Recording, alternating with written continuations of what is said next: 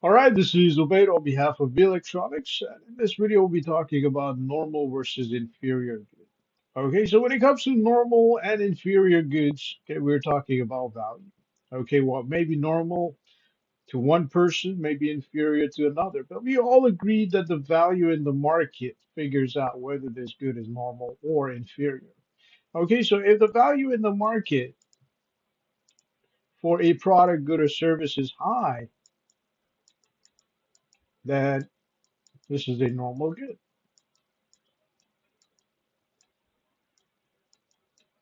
And if the value of a product, service, or a good is low, then this will be an inferior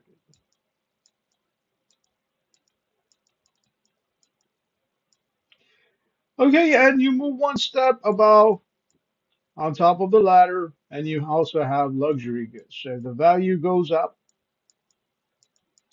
you also have luxury goods.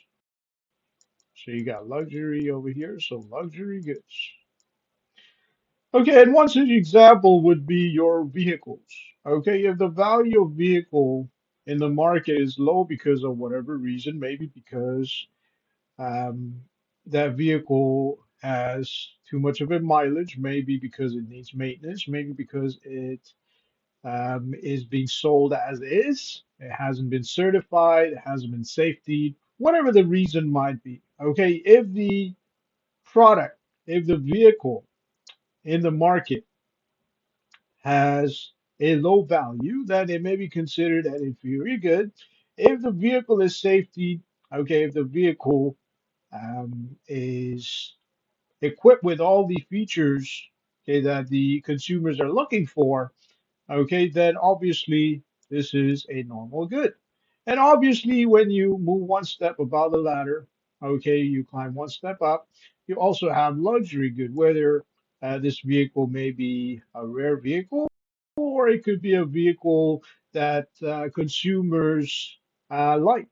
Okay, so in that case, the value in the market for that particular good, for that particular vehicle is quite high. And because this value is high, you have something called a luxury good.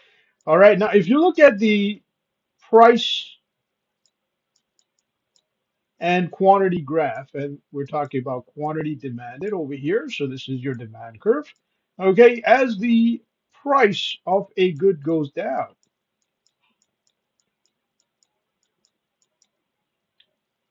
okay, we know that the quantity demanded will go up. Okay, however, okay, when it comes to normal, inferior, and luxury good, it usually has to do with the income effect. Okay, which basically means that there will be a shift of this curve either to the right or left. Okay, so as the person starts making more money, let's say the person is earning more cash. So in that case, what's going to end up happening is this person will be able to afford what's called normal good.